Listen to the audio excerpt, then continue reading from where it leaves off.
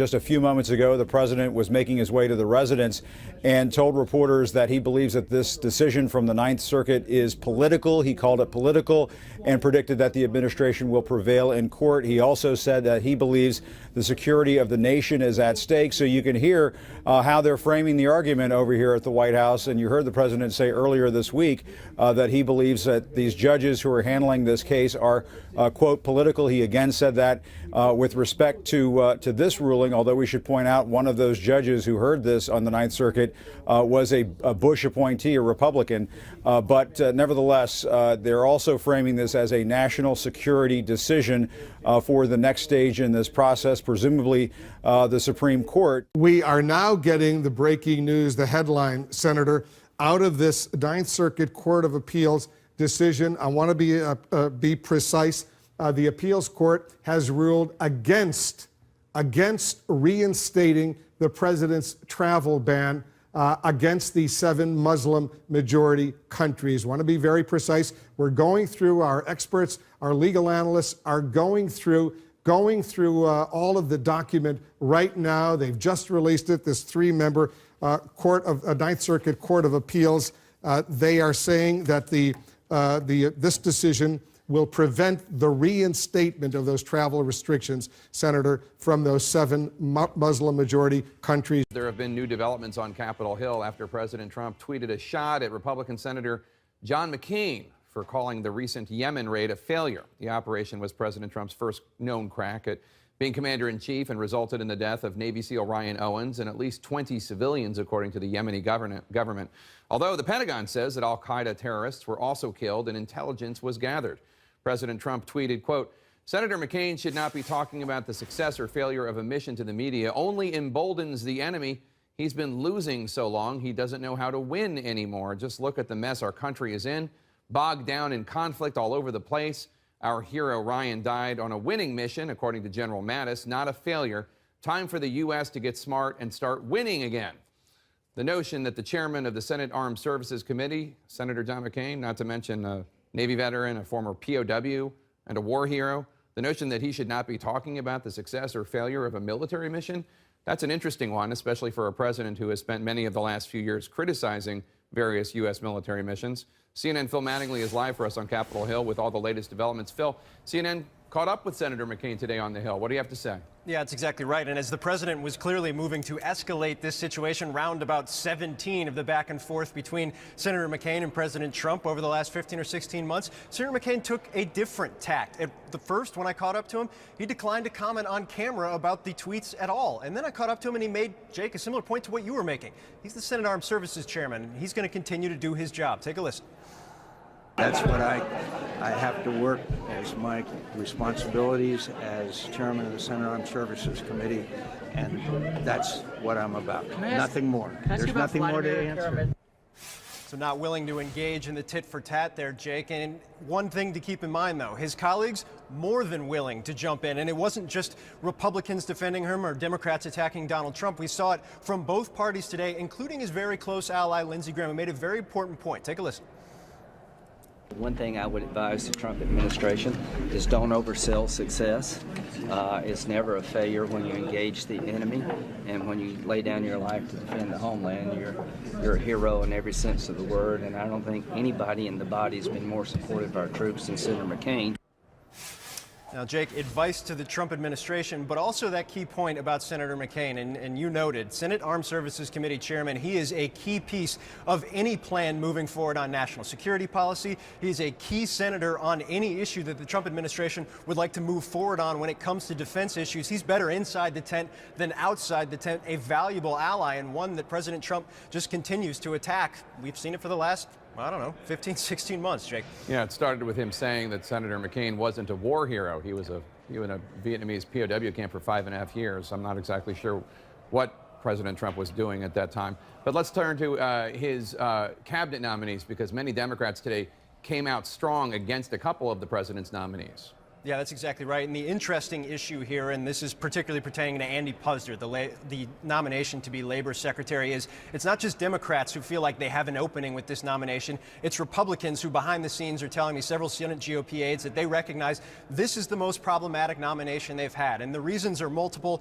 There have been a lot of former workers for Andy Puzder who have come out and complained about his tenure running a restaurant group. But there has also been the admission that he employed an undocumented immigrant for several years. Now, that has been the type of thing that has sunk other nominations in the past, but it's important to note Senate Majority Leader Mitch McConnell behind the scenes has been telling his members that this is a nomination they have to get through. This would be an excellent Labor Secretary. Senate leadership, Jake, still saying that they believe they will get the requisite 51 votes to get him through the Senate. But as I said, Senate Democrats think they have an opening here. They think this is their best chance to sink a Trump cabinet nominee. But for them to be able to do that, they need Senate Republicans to come over.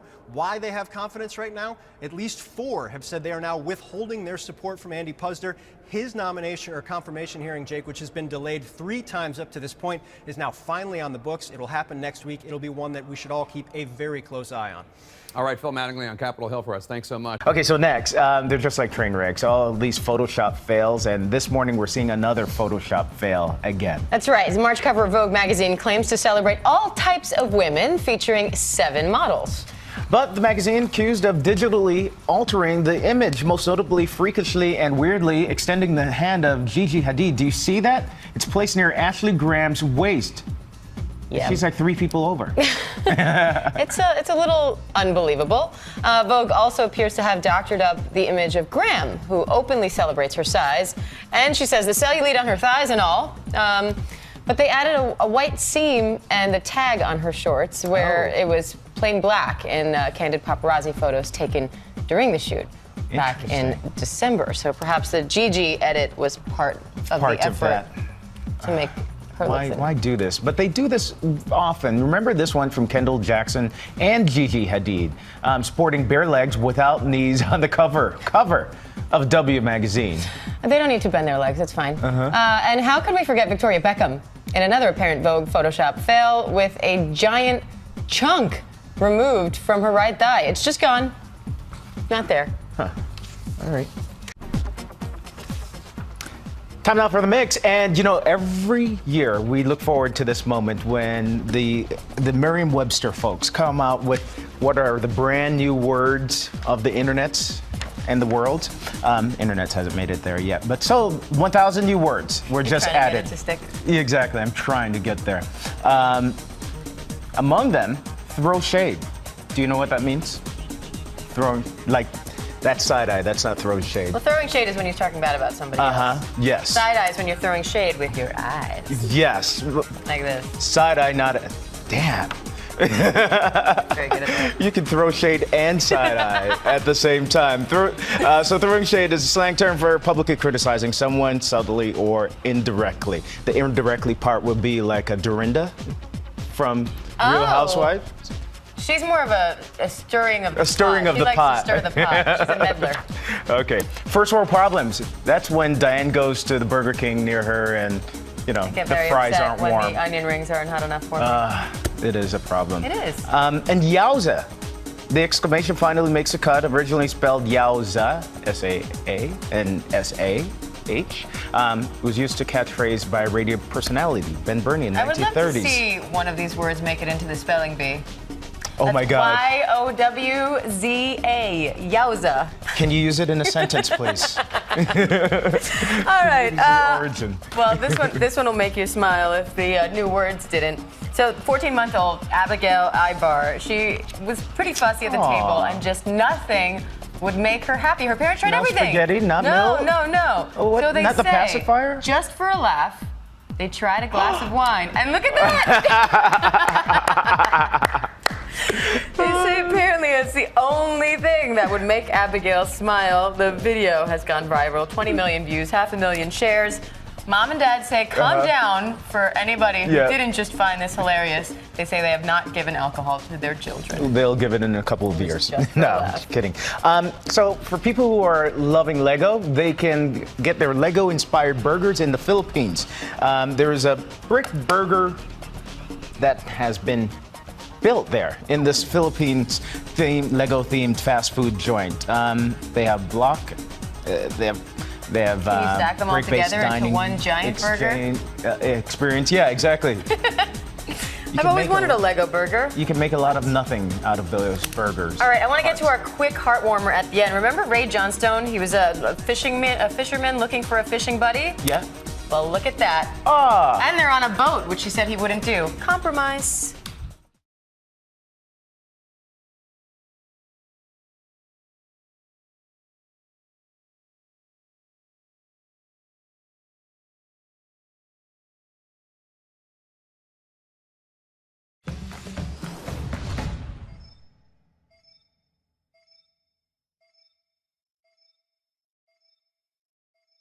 It's a 29-page opinion, and it is a complete and total repudiation of the Trump administration's legal position in this case. It says that the state of Washington and the state of Minnesota have standing. They have the right to bring this case, and they have made a preliminary showing that the executive order is unconstitutional. So the stay put into effect by Judge Robart, the George W. Bush appointee in Seattle, is still in effect. The other point to make about today's ruling is that it is unanimous among the three judges, the Carter appointee, the Obama appointee, and the George W. Bush appointee. So there is no political division among the three judges. This case is not over.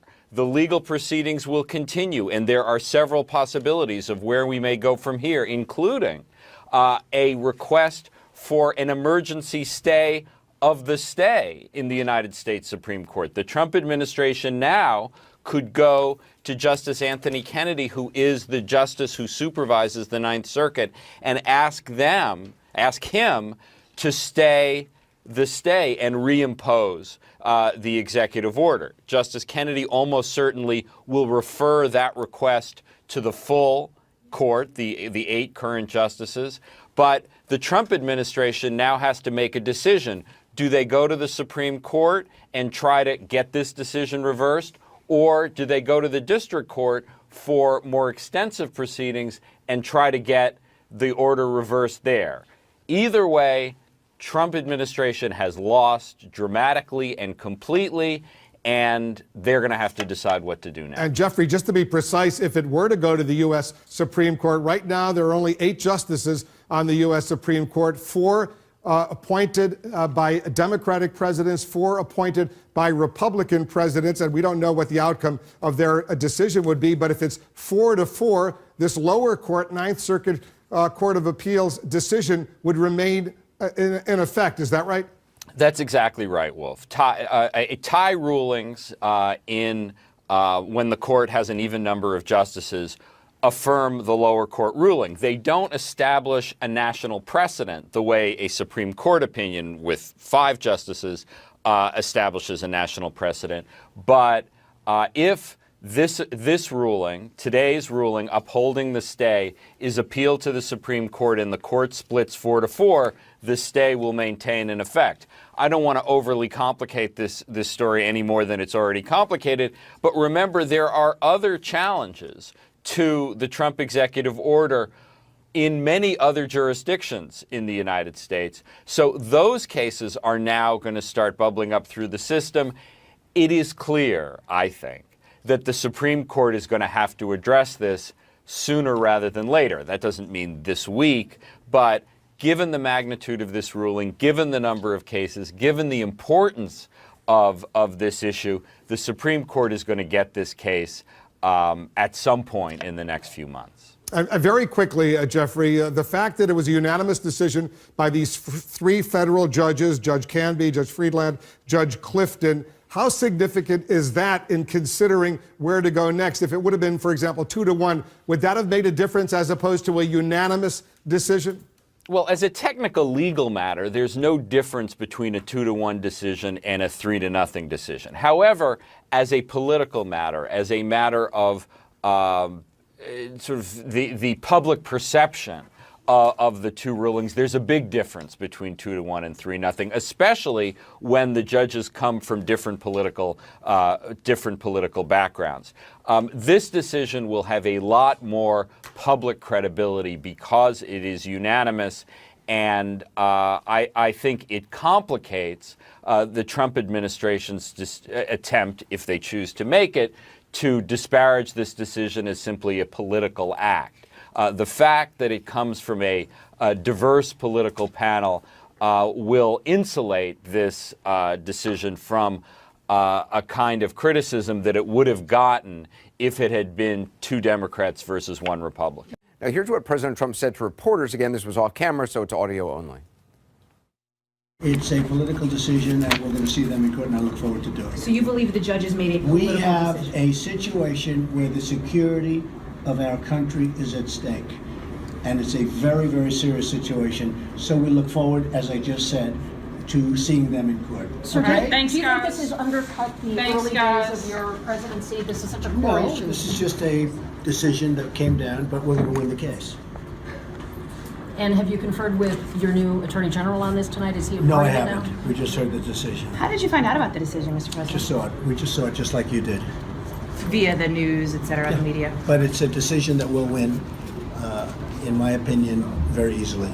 And are you in And by the way, we won that decision in Boston. The White House says that President Trump spoke at length with China's President Xi Jinping tonight. President Trump agreeing to honor the One China policy, that at the request of President Xi. The call described as extremely cordial. This is the first time the two leaders have spoken since Trump took office. Mark Preston, your reaction, and then David.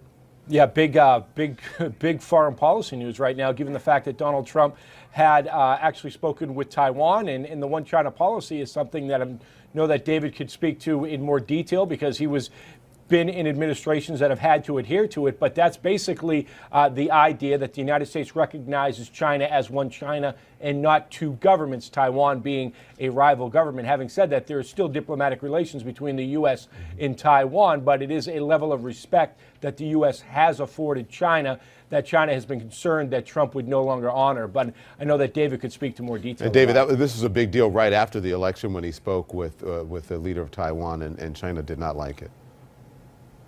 Yes, this is a victory for the new Secretary of State, Rex Tillerson.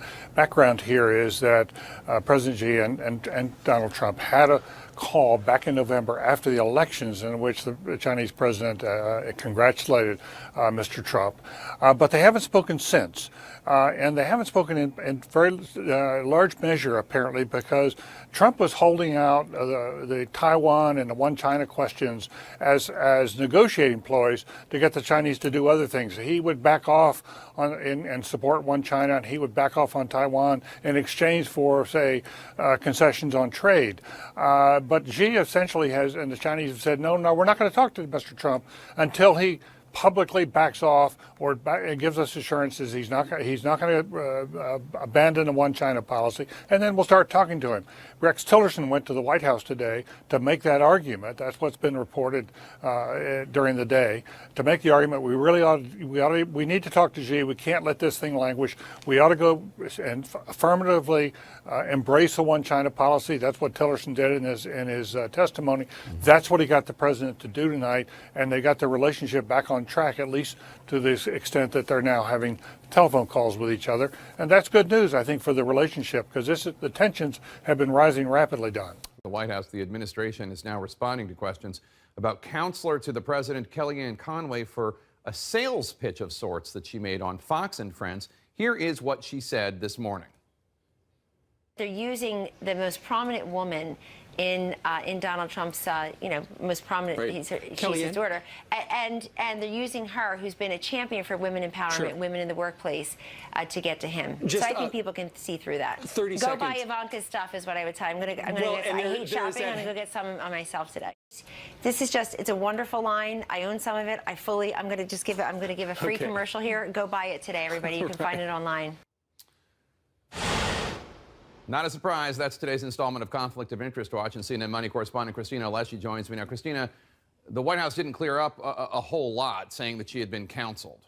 No, it didn't. And we probably shouldn't expect the White House to clear much up because the administration, as we've been reporting all along, Jake, doesn't seem to care about very blatant violation of ethical standards, norms, and in this case, the law. Here's Spicer's response at the press briefing just a few hours ago.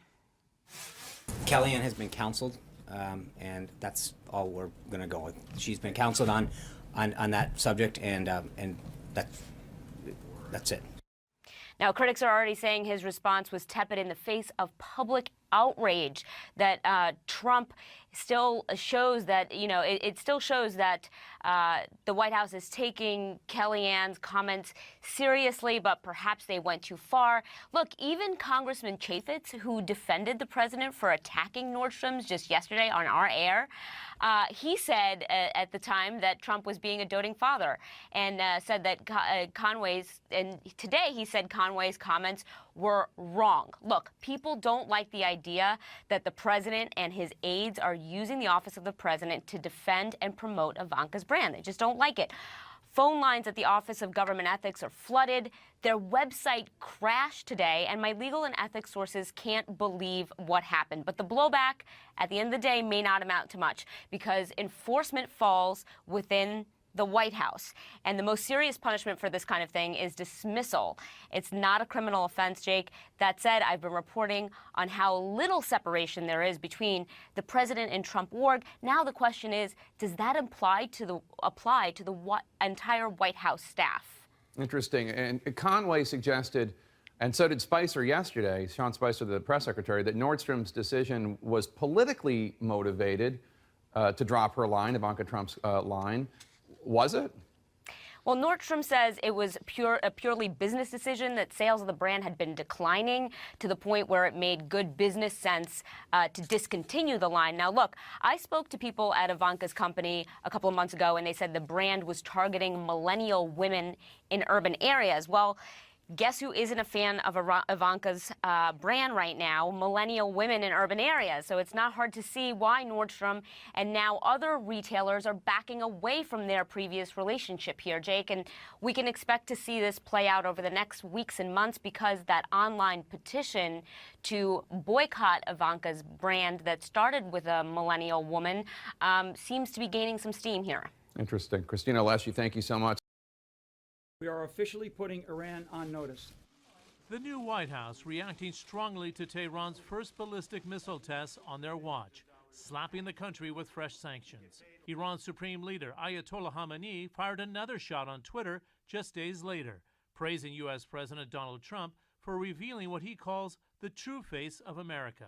If we stay on the same track we're on today, and Iran continues doing these provocative tests of ballistic missiles, firing missiles at ships, yes, we're going to be headed towards more escalation. Tensions fueling speculation the Iran deal, hailed as a new chapter in the country's relations with the West, could be in jeopardy.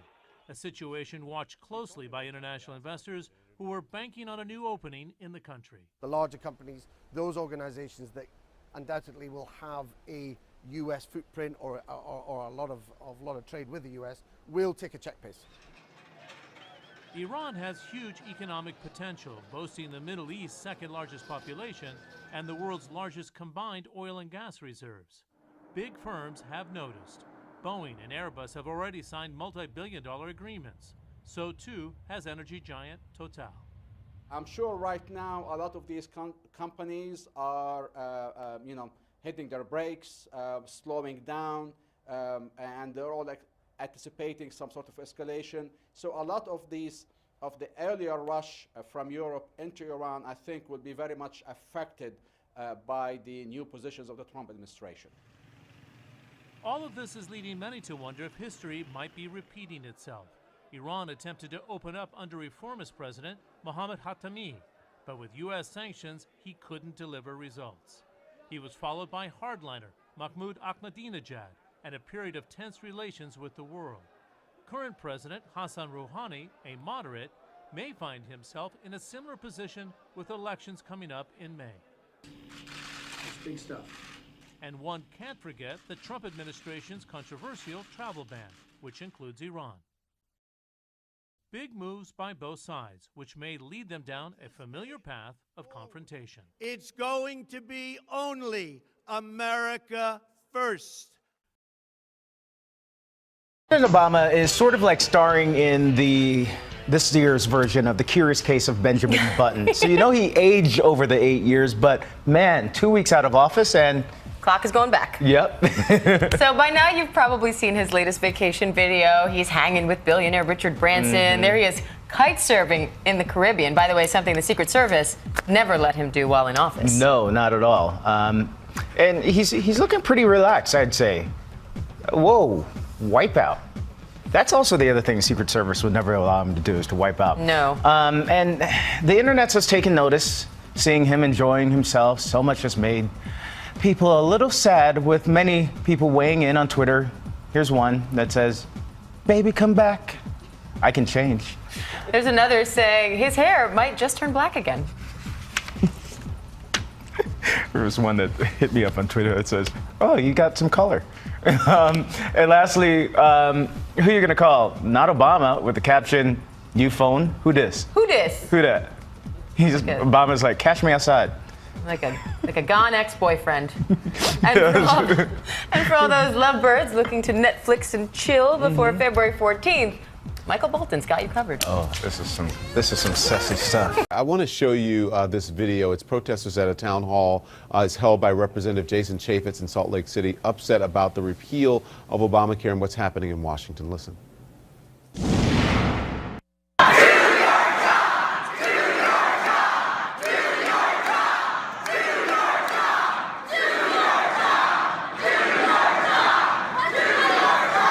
So, Larry, the congressman ended the town hall an hour early. Is this the future? Has the new administration awakened grassroots anger all over this country? Well, I think it has. I think we've seen it from day one with the marches and with people being very upset and going to town hall meetings to express their distress and their frustration with the Trump administration and what they view as Congress, the Republicans in Congress, not doing anything to keep him in check or to put forward the programs that they thought were going to be put forward. It seems like the Trump administration is really just kind of doing things very quickly, but not necessarily in any orderly fashion, and not getting them what they want. What's interesting today is that Chaffetz assigned a letter to the Office of Government Ethics on the Trump ethics issues, asking the Office of Government Ethics to investigate the Kellyanne Conway issue. And that may have been because he's feeling pressure. He's feeling pressure from the public about trying to get some control over what's going on. So we have a new tweet. All right. Can I do the honors? Stand by. Tweet alert. There's a tweet alert from... Well, it matters because it's about me. All right. So Chris is willing to read it now. In his interview with Senator Blumenthal, never asked him about his long-term lie about his brave service in Vietnam. Fake news. Let's please show the top of the interview. United States saying you should not be believed because you misrepresented your military record in the past. There's no question that Judge Gorsuch said to me that he found these attacks on the judiciary by the president to be Really, the first point that I made in the interview, the president, with all due respect, is once again off on the facts. And that's not something that any of us have any desire to say on a regular basis, but it keeps being true. Fake news is the worst thing that you can call a journalist. It's like an ethnic disparagement. We all have these ugly words for people. That's the one for journalists. And David, he just keeps doubling down when the facts don't favor his position. He just said, you never asked him about it. I did. He ducked it, and that's okay. Politicians duck things all the time. The truth of the matter asserted is about whether or not this judge says what Blumenthal says he said. His own comms guy says it. Nobody denies it except the President of the United States. And once again, he doubles down when he's wrong. one of the things that the folks that you see here at this demonstration is obviously they do have some pretty vicious rhetoric towards the U.S. government, but they always make the differentiation between the American people and the American government. And they always say, look, we have nothing against the American people. It's the policies of the U.S. government that the folks who come to demonstrations like this one say they don't like. And that specific kid that was holding up that sign, look, on the one hand, it was obviously in reaction to the verdict that came down yesterday, not allowing that travel ban to come back in place, but also, of course, at the public uproar that was taking place in the United States when that travel ban, when that executive order came into being. Nevertheless, there is a lot of very vicious anti-American rhetoric here, anti-Trump rhetoric here as well. In fact, the supreme leader of this country, Ayatollah Khamenei, he told people to come out here today in force and give Donald Trump an answer. And that's certainly something that we're seeing here. There were literally hundreds of thousands, if not over 1 million people here at this demonstration who came and went. Obviously, a lot of them holding anti-Donald Trump signs, and many of them saying that they're quite angry at some of the things that have transpired from the U.S. administration in the first days that Donald Trump has been in office, especially, of course, those sanctions levied against Iran, but then also, of course, the travel ban as well, which we have to keep in mind, George, hits Iranians harder than pretty much any other group because there's so much travel back and forth between Iran and the U.S. Many people obviously here are very happy that that travel ban has not been reinstated, and one of the reasons that you state is absolutely true. There is so much travel back and forth between Iran and the United States. People visiting their families, obviously, especially in the California region, there's a lot of Iranians who live there and a lot of folks who come and visit them. Also, a lot of Iranians who go to study in the United States, who study here and then go work in the United States. So for them, this was really, really tough, and of course it hit them pretty much out of the blue when it happened. And there is a lot of anger at that. There is a lot of anger at the new administration in Washington, but there's also people that we've been hearing who say, look, Donald Trump, they say, is not unlike, they believe, other American politicians. They believe that they've had this antagonism towards themselves in the past, and one of the words that you hear here at this demonstration a lot is resilience. The Iranians saying that no matter what the U.S. does, they are not going to give up their positions, but at the same time, again, making that differentiation always between the American people and the American government.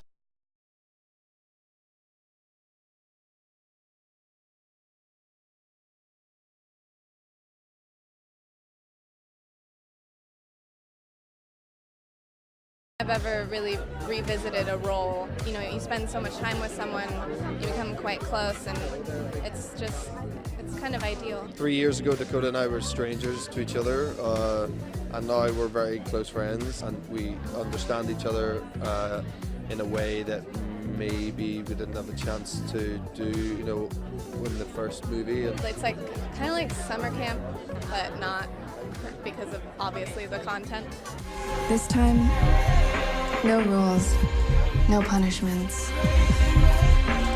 and no more secrets. Our foundation is respect and trust, and also like we just really make fun of each other all the time. So it's a lot more comfortable to do things that are, you know, typically very uncomfortable. You know, we have to do some pretty, you know, crazy stuff together that isn't necessarily, doesn't come that easy sometimes, and without that sort of understanding and friendship, then those days would be very hard. So it was definitely easier this time around. A Russian jet accidentally killed 3 Turkish soldiers and injured 11 others in an airstrike in northern Syria on Thursday. The incident took place in the ISIL-controlled town of El Bab, where a warplane bombed a building with Turkish soldiers inside. A Kremlin statement says President Putin called his Turkish counterpart Erdogan to express his condolences, blaming the incident on poor coordination between the two sides. The statement added the two leaders have agreed to increase military cooperation against ISIL in Syria. The Turkish military said both countries are conducting a joint investigation. Erdogan says the reform will provide stability, but the two main opposition parties claim it will strip away balances to the president's powers. Parliament approved the bill last month. If the legislation is approved in a nationwide vote, it could lead to Erdogan remaining in office until 2029.